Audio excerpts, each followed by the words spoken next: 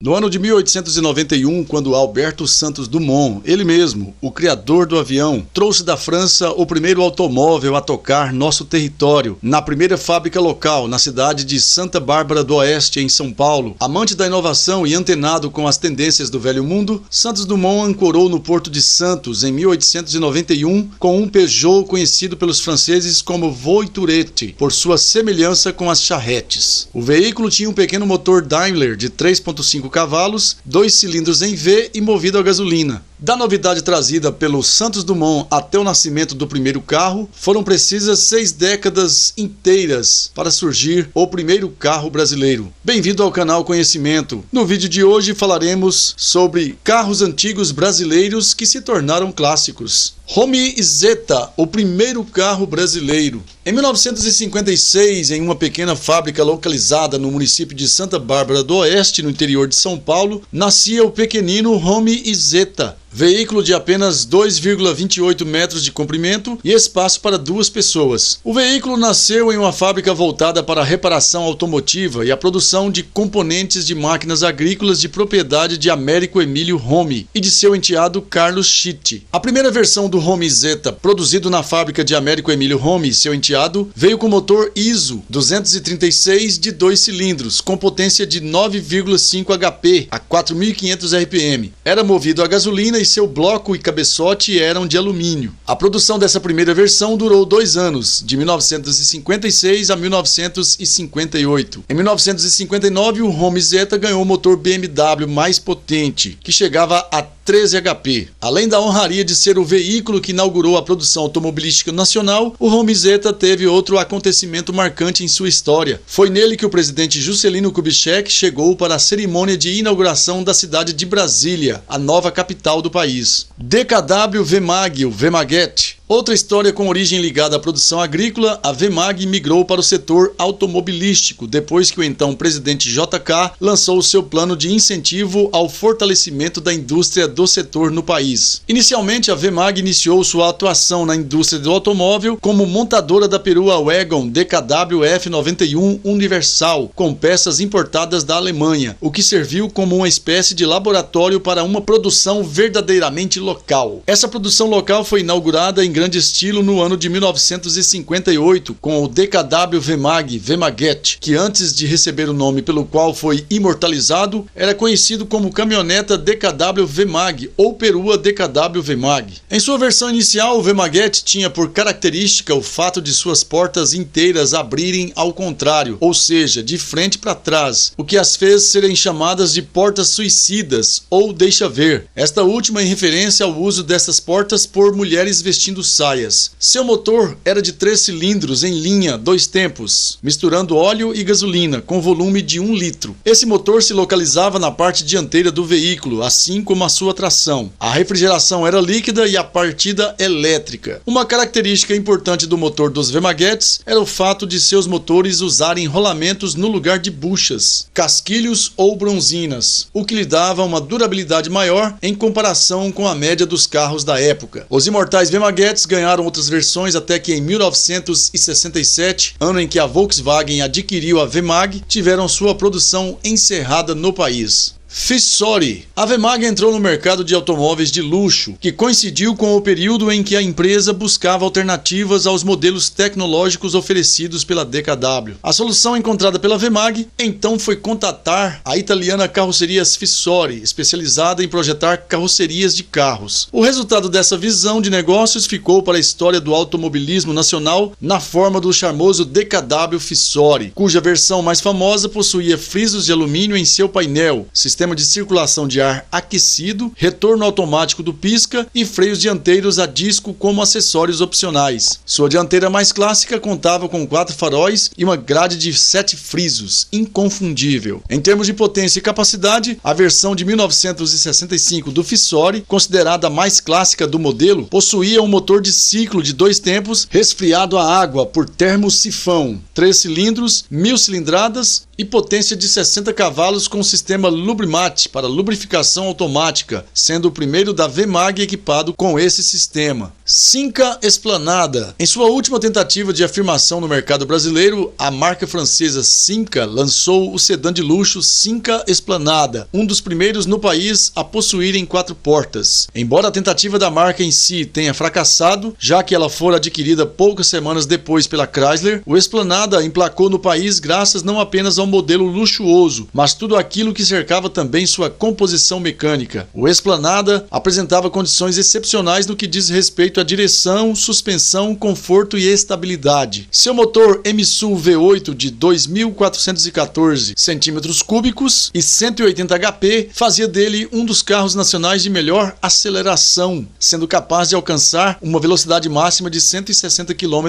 por hora ainda na década de 1960. Mas do que isso, o modelo fazia de maneira silenciosa, graças ao novo comando de válvulas adotado pela Chrysler. Apesar de ter sido produzido por apenas 3 anos, de 66 a 69, a combinação de luxo, conforto e potência do Cinca Esplanada fez dele um dos carros mais adorados pelos amantes dos carros antigos brasileiros. Aero Willys Itamaraty. O Aero Willys 2600 chegou ao Brasil em julho de 1963 e teve as peças de seus primeiros carros feitas inteiramente de maneira manual, cuidado artesanal que fez dele um sucesso imediato no país. Seu sucesso foi tanto que em 1966 sua nova luxuosa versão, batizada de Itamaraty, era também conhecida como Palácio sobre Rodas, uma obra-prima entre os carros antigos brasileiros. Restrito a presidentes e magnatas do país, o modelo possuía acessórios extremamente sofisticados para a época, como bancos de couro e ar-condicionado. Suas lanternas traseiras utilizavam 6 lâmpadas e os pneus 7.25/15, somado aos frisos externos detalhados, davam a ele um ar de imponência que seus usuários desejavam ostentar. Seu motor 3000 com 3.0 litros era alimentado por um carburador de corpo duplo e chegava a desenvolver 132 cavalos a 4.400 RPM, características que faziam dele um veículo possante. Em 1968, no entanto, o veículo mais admirado pelos brasileiros começou a ser extinto quando a Ford completou a aquisição da Willys. A negociação culminou no encerramento da produção do Palácio sobre Rodas no país, apenas 3 anos depois, em 1971. Alfa Romeo 2000, mais um do grupo de carros antigos brasileiros a serem fruto direto do incentivo promovido pelo então presidente JK. A variante brasileira do Alfa Romeo 2000, conversível da fabricante italiana que havia feito grande sucesso no Salão do Automóvel Europeu pela sua potência e design, desembarcou também no Brasil. Seu potente motor com 110 cavalos, capaz de atingir uma velocidade máxima de 160 km por hora, impulsionou o então governo brasileiro a propagandeá-lo como FNM-JK, com menção à velocidade com que o então presidente promovia a industrialização e o progresso no país. Um dos primeiros automóveis brasileiros com a transmissão de 5 velocidades, o Alfa Romeo 2000 causa frisson até hoje pela dianteira imponente de 4 faróis, centro do capô rebaixado e grade frontal. Sua mistura de classe e esportividade o permitiu ser um dos poucos carros da história brasileira a realmente se encaixar na categoria híbrida executivo-esportivo. Gordini. A Willys Overland trouxe o Willys Dauphine para o Brasil no início da década de 1960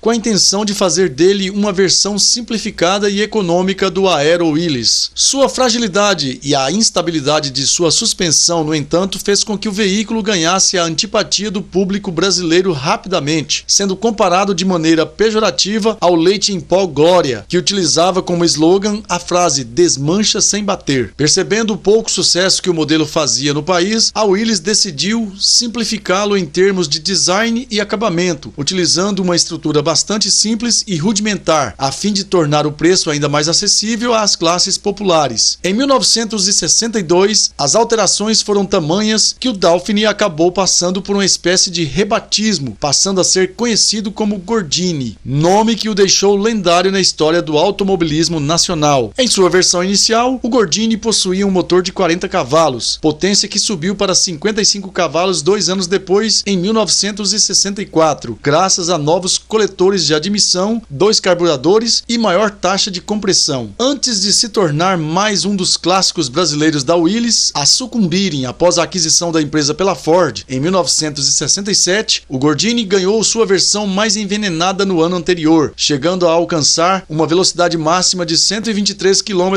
por hora graças a novas relações de marcha. Já incorporado pela Ford, o Gordini foi pilar no novo projeto da empresa norte-americana que daria origem ao Corcel. Bom pessoal, e é isso. Hoje falamos de carros antigos nacionais, um pouco da história dessas máquinas que fizeram muito sucesso no passado, para você conhecer. Se você gostou desse vídeo, deixe o seu like e faça sua inscrição. No próximo vídeo vamos trazer outra curiosidade. Muito obrigado!